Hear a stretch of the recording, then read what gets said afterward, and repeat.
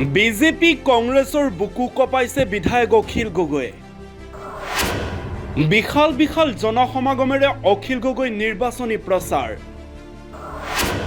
Congress BJP নহয়, সংখ্যালঘু ৰাইজ অখিলৰ লগত।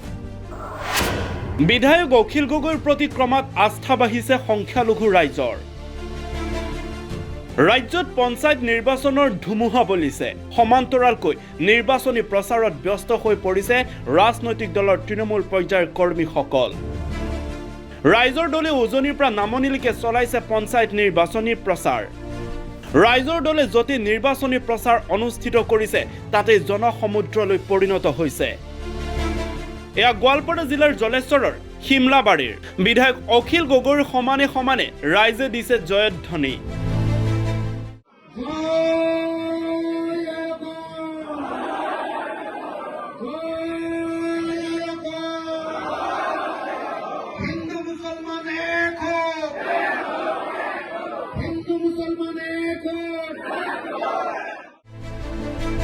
এয়া শিৱসাগৰৰ দৃশ্য। পঞ্চায়ত নিৰ্বাচনত বিজেপিক এশিকনি আৰু আগন্তুক বিধানসভা নিৰ্বাচনত বিজেপিক ব্ৰহ্মপুত্ৰত দলিয়াই দিয়াৰ অংগীকাৰ লৈছে ৰাইজৰ দলৰ এইসকল দলীয় কৰ্মীয়ে। গোৰেশ্বৰত অনুষ্ঠিত হোৱা বিশাল জনসমাগমৰ পাছত বিধায়ক অখিল গগৈয়ে ক'লে, সংখ্যালঘু ৰাইজক জয় আই অসম কোৱাব পৰাটো এটা ডাঙৰ কথা।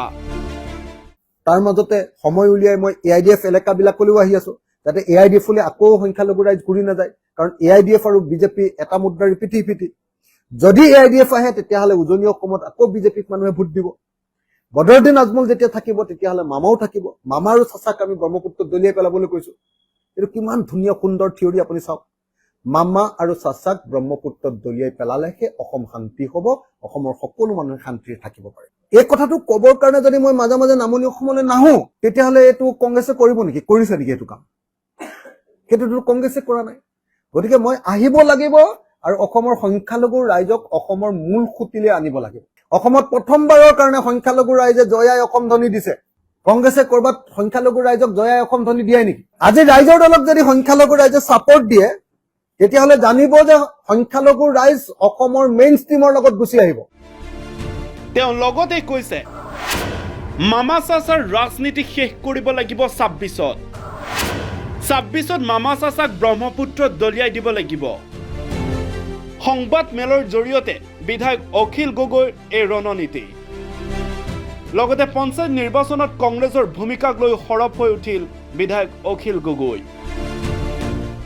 আমি তেওঁলোকক সহায় কৰিম বুলি কৈছো। আপোনালোকে নিশ্চয় দেখিছে যে আপোনাৰ ৰাভা হাছং এলেকাৰ নিৰ্বাচনত আমি আমাৰ নিজৰ কৃষক মুক্তি সংগ্ৰাম সমিতিৰ প্ৰেচিডেণ্টজনক তেওঁলোকৰ কেণ্ডিডেট কৰিবলৈ দি দিছো। গোৱালপাৰা জিলা আপোনালোকেতো সকলোৱে গোৱালপাৰা সকলোৱে চিনি পায় পৰমা ৰাভাক, নহয়? তেওঁ জিকিছে।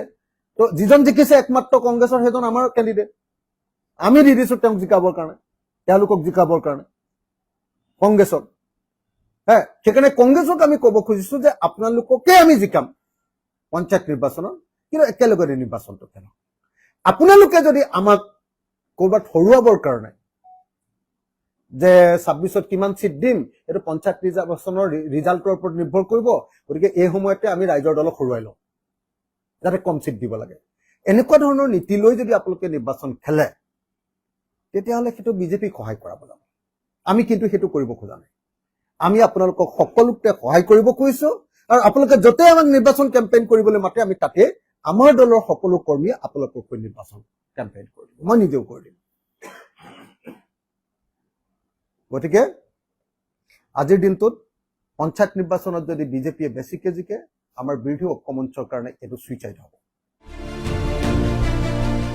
News desk report, reporter any.